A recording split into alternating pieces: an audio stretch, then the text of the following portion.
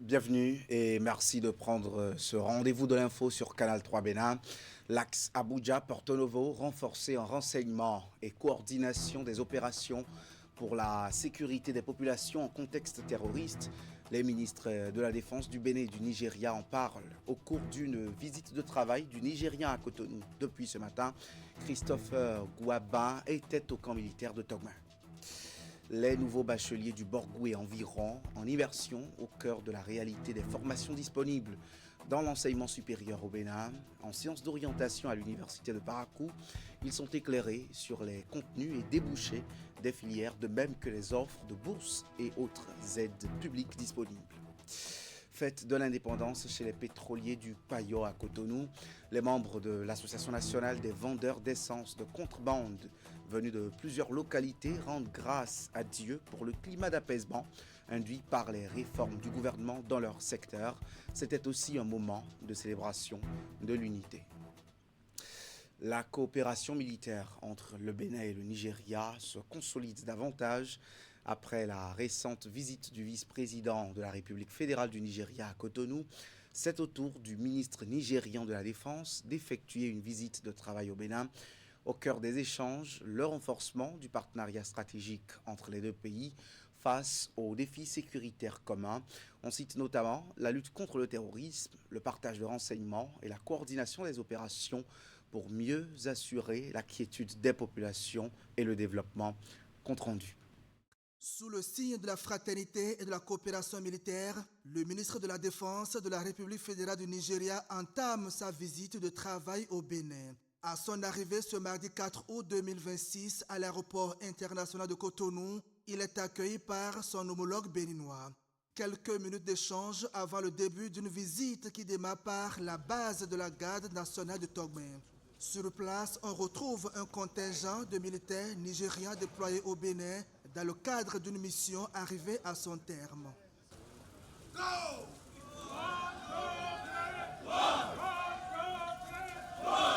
La délégation prend ensuite la direction du ministère de la Défense nationale.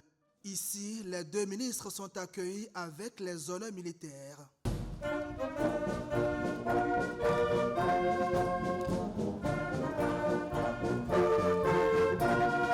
Place ensuite à la séance de travail entre les deux délégations. Une rencontre à huis clos aux enjeux sécuritaires qui concernent les deux pays. Il est important que nous puissions maintenir notre souveraineté pour éviter que quelqu'un ne vienne de l'extérieur pour affecter cette souveraineté-là. Nous souhaiterions envoyer un message à tous ces bandits et terroristes que nous sommes là pour eux, que nous venons pour eux. Nos présidents de la République sont fondamentalement déterminés, que ce soit au Bénin ici ou au Nigeria. Il y a une volonté claire de faire en sorte pour que les espoirs de développement que nous avions aujourd'hui ne soient pas remis en cause par le défi sécuritaire au niveau de nos frontières. Au-delà des symboles protocolaires, cette visite réaffirme une conviction partagée par Cotonou et Abuja. Face à des menaces qui ignorent les frontières, la réponse doit être collective, coordonnée et solidaire. Deux nouveaux ambassadeurs ayant résidence à Cotonou font leur première civilité à la patronne de la diplomatie béninoise. Ils représentent le Canada et les Émirats arabes unis au Bénin.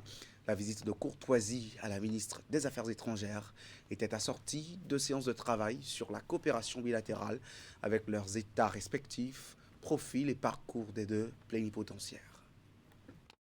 C'est une native de Bordeaux âgée de 50 ans titulaire d'une maîtrise en sciences de gestion de l'université de Ouagadougou et d'un master en gestion internationale de l'université Laval de Québec qui représente désormais le Canada au Bénin. La monarchie constitutionnelle d'Amérique du Nord promeut la chef de coopération et chef du bureau de l'ambassade du Canada au Bénin au rang d'ambassadeur extraordinaire et plénipotentiaire. Evelyne Dabiré reste à Cotonou pour exercer les plus hautes fonctions au sein de la représentation diplomatique de son pays au Bénin, après 3 ans à son poste précédent. Avant le Bénin, la nouvelle ambassadrice du Canada a servi à l'Agence canadienne de développement international, à l'ambassade du Canada à Addis Abeba, puis en République démocratique du Congo. L'autre diplomate qui a remis les copies figurées de ces lettres de créance à la ministre des Affaires étrangères est le tout nouvel ambassadeur des Émirats arabes unis au Bénin. Azza Mohamed Falah Al-Khatini, 53 ans, est un cadre supérieur de l'administration émirati. Il totalise plus de 26 années d'expérience au service de son pays, notamment au ministère des Affaires étrangères. Il vient du Rwanda où il a servi en tant qu'ambassadeur pendant 10 ans avant d'être nommé au Bénin. J'ai eu une séance de travail qui a été une séance très fructueuse, qui a porté sur les domaines de coopération. Je me réjouis également parce que ma nomination à Cotonou est dans la même période avec le nouveau régime d'un nouveau président et avec une nouvelle ministre des Affaires étrangères. Nos efforts seront donc ensemble pour que les résultats soient fructueux pour les deux pays au profit de nos deux populations. L'ambassadeur émirati a lui aussi résidence à Cotonou. Parlons éducation et formation professionnelle dans ce journal. Après plusieurs semaines de formation théorique et pratique au centre Esmer Academy, les apprenants restituent leurs acquis. Les futurs techniciens en système solaire photovoltaïque affrontent l'examen de certification de la CEDEAO niveau 1, un sésame vers une meilleure employabilité et des standards professionnels harmonisés dans la sous-région. Le projet vise le recrutement de plusieurs jeunes techniciens pour l'électrification de 750 infrastructures socio-communautaires. Teddy Goudalo et Moufid Sagoura. Quelques minutes de discussion entre les équipes d'Esmer Academy, de la Société béninoise de production d'électricité et du Centre pour les énergies renouvelables et l'efficacité énergétique de la CEDEAO sur les dernières dispositions à prendre, puis les voilà dans l'une des salles d'évaluation pour lancer officiellement l'examen de certification CEDEAO niveau 1.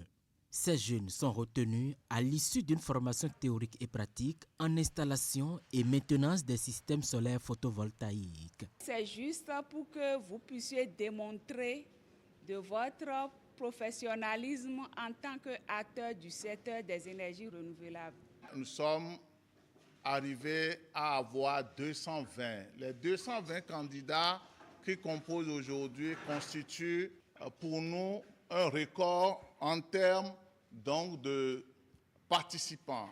Cette évaluation vise à mesurer les compétences acquises par les candidats selon les normes régionales de la CEDEAO. Au-delà de l'obtention d'un certificat, il s'agit de garantir la disponibilité de techniciens qualifiés capables d'installer et d'assurer la maintenance des équipements solaires dans le respect des standards de qualité, de sécurité et de performance.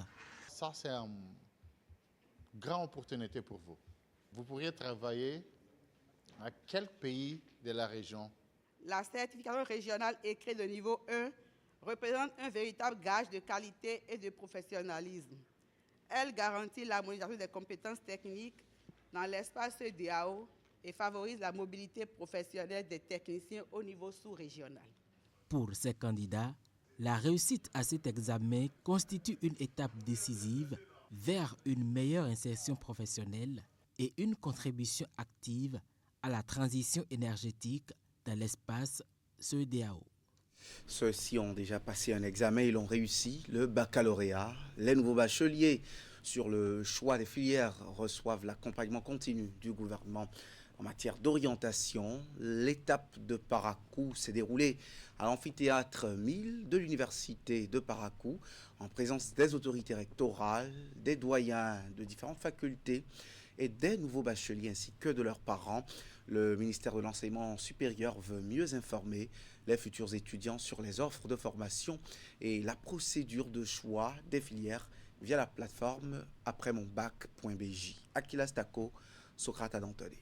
Faciliter un choix éclairé des filières de formation aux nouveaux bacheliers, c'est l'objectif de la campagne nationale d'orientation organisée ce lundi 3 août 2026 dans l'amphithéâtre 1000 de l'université de Parakou. La science a réuni les nouveaux bacheliers, les autorités universitaires, ainsi que plusieurs responsables du secteur de l'enseignement supérieur. Les échanges ont été conduits par le directeur général de l'enseignement supérieur, qui a rappelé l'importance de cette initiative mise en place par le gouvernement afin d'accompagner les nouveaux bacheliers dans leur parcours académique. Il faut retenir que nous avons au total 4 universités publiques, dont 2 thématiques et 2 pluridisciplinaires. Et pour ces établissements publics, nous avons au total 171 filières.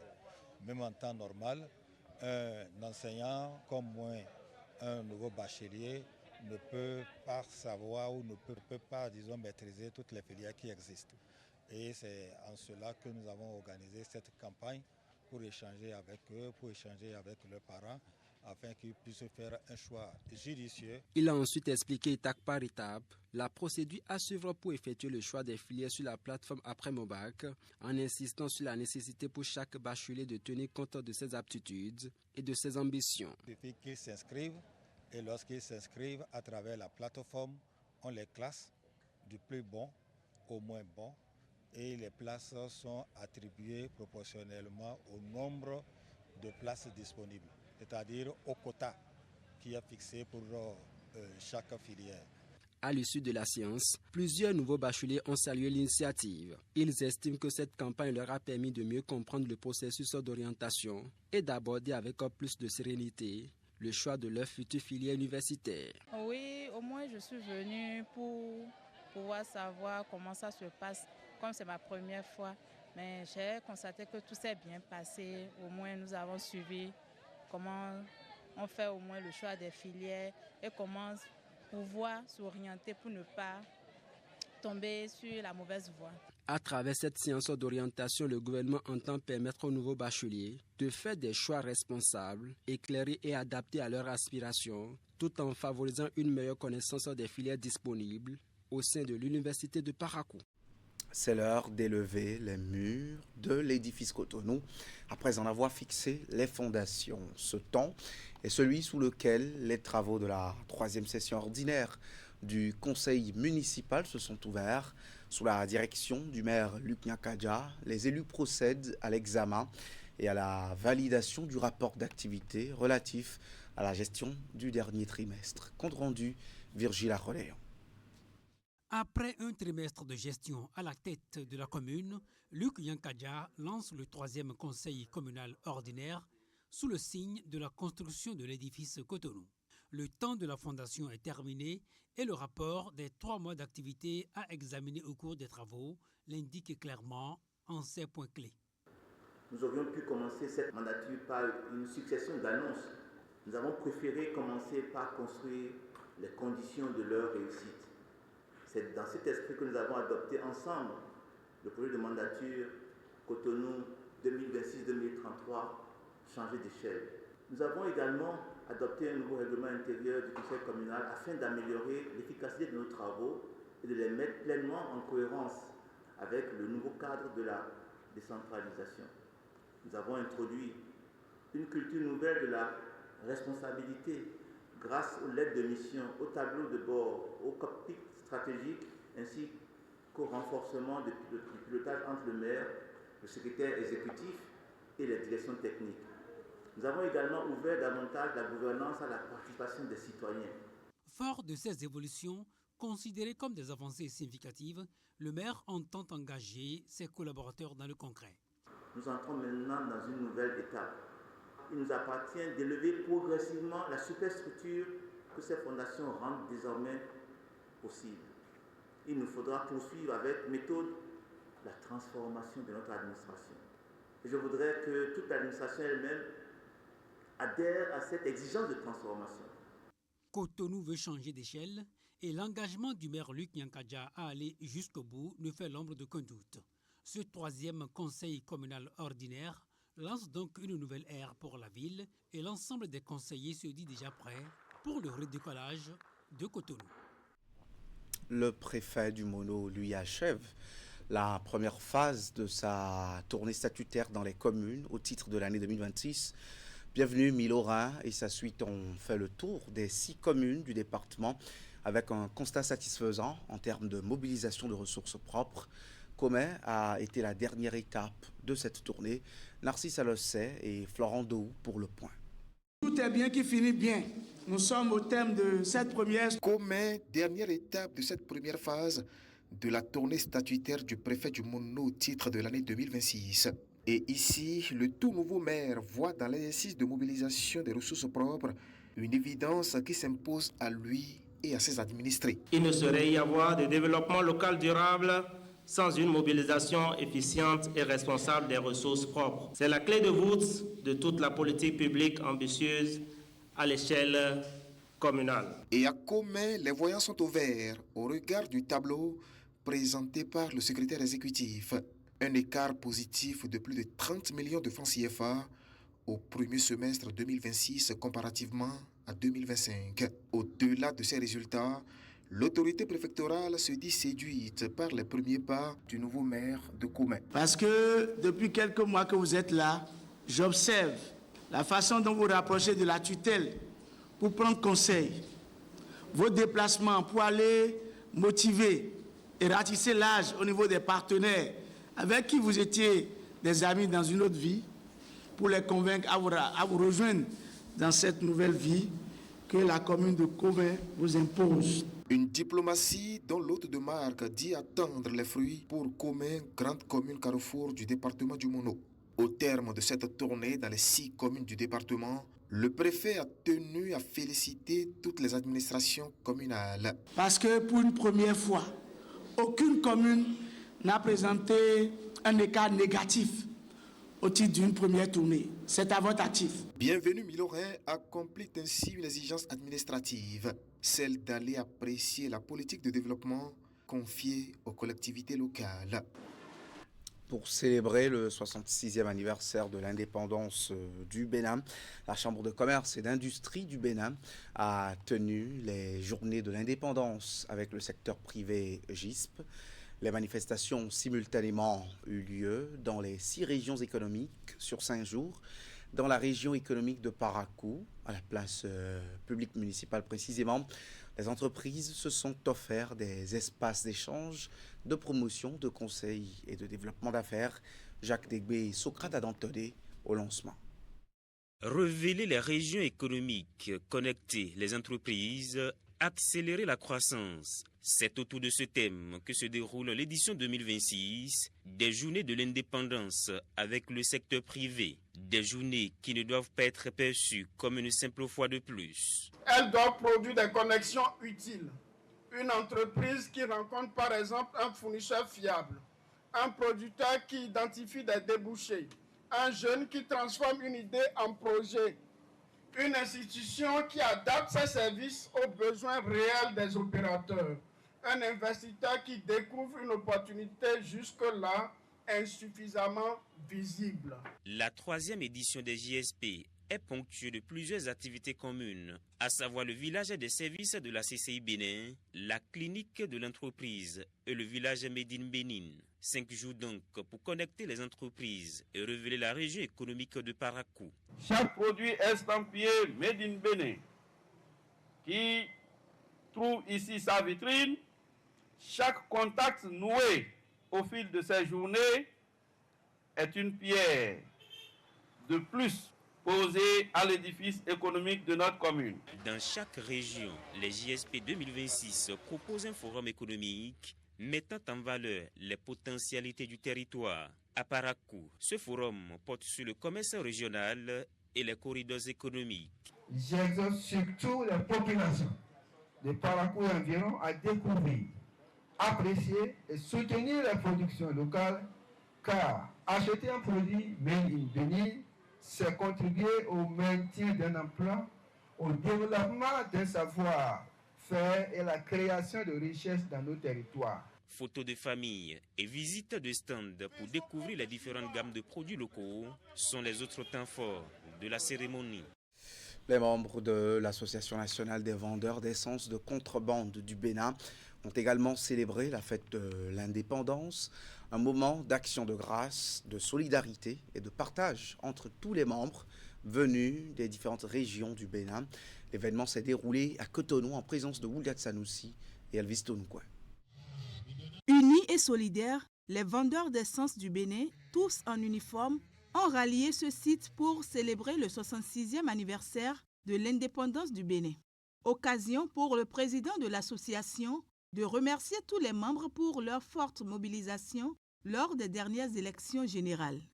Votre discipline, votre engagement et votre sens de responsabilité ont démontré une fois de plus que notre association est une organisation unie, responsable et profondément attachée aux valeurs républicaines. Cette confiance m'honore et m'oblige à poursuivre le combat au service de notre corporation et de nos populations. Cette célébration est également l'occasion pour Henri Assogba d'exprimer sa reconnaissance à tous ceux qui ont accompagné l'association au fil des années. Un hommage appuyé est rendu à l'ancien président Patrice Talon. Grâce aux réformes entreprises sous son mandat, notre secteur a connu un climat d'apaisement qui nous a permis de travailler dans de meilleures conditions. Pour cela, nous lui exprimons notre profonde gratitude. J'adresse également mes félicitations et mes vœux de réussite au président de la République, son Excellence, M. Kokou Nuboueke Romiado Wadahi. Les pétroliers informels renouvellent au chef de l'État leur disponibilité à accompagner toutes les actions de développement engagées pour le pays. Notre ambition n'est pas de réclamer des privilèges, mais de voir les compétences de nos membres reconnues et mises au service de la République. Les vendeurs d'essence constituent une force économique et sociale importante qui aspire également à contribuer davantage à la construction nationale. À cet effet, ils expriment leur engagement en faveur de la paix, de l'unité nationale, du travail bien fait et du développement du Bénin. Êtes-vous de ceux qui sont convaincus que le métier de meunier est exclusivement réservé aux hommes? À Calavi Finafa, un quartier d'Abomey-Calavi, Dame Lydia déconstruit les idées reçues à ce sujet. Depuis 15 ans, la mère de 4 enfants est aux commandes d'un moulin à maïs. Grâce à son travail exigeant, elle contribue aux charges et besoins de son ménage aux côtés de son mari, même après le décès de celui-ci. Portrait d'une femme passionnée et résiliente dans ce reportage signé Hugues Vinibé et Simon Roulonou. Ses doigts s'envelopper d'un gant, accompagnant méthodiquement le trajet des grains de maïs à l'intérieur de cette machine, sont ceux d'une femme. Dans ce moulin situé à Calavi, Finafa, c'est bien Dame Lydia qui est aux manettes. Cet après-midi, après une pause marquée de 13h à 15h, la quadragénaire ouvre la deuxième partie de sa journée de travail par la commande de ce jeune garçon. Quelques minutes plus tard, le client repart, sans doute animé d'un sentiment de satisfaction. La meunière, quant à elle, enchaîne avec les 15 kg de maïs apportés par Dame Bénédicte, une partenaire dont la fidélité mesure plus d'une décennie. Pendant qu'elle moule la céréale, arrive cette cliente munie d'un billet de 5 000 francs CFA pour récupérer sa farine. Celle-ci doit payer 500 francs pour 10 mesures de maïs moulu.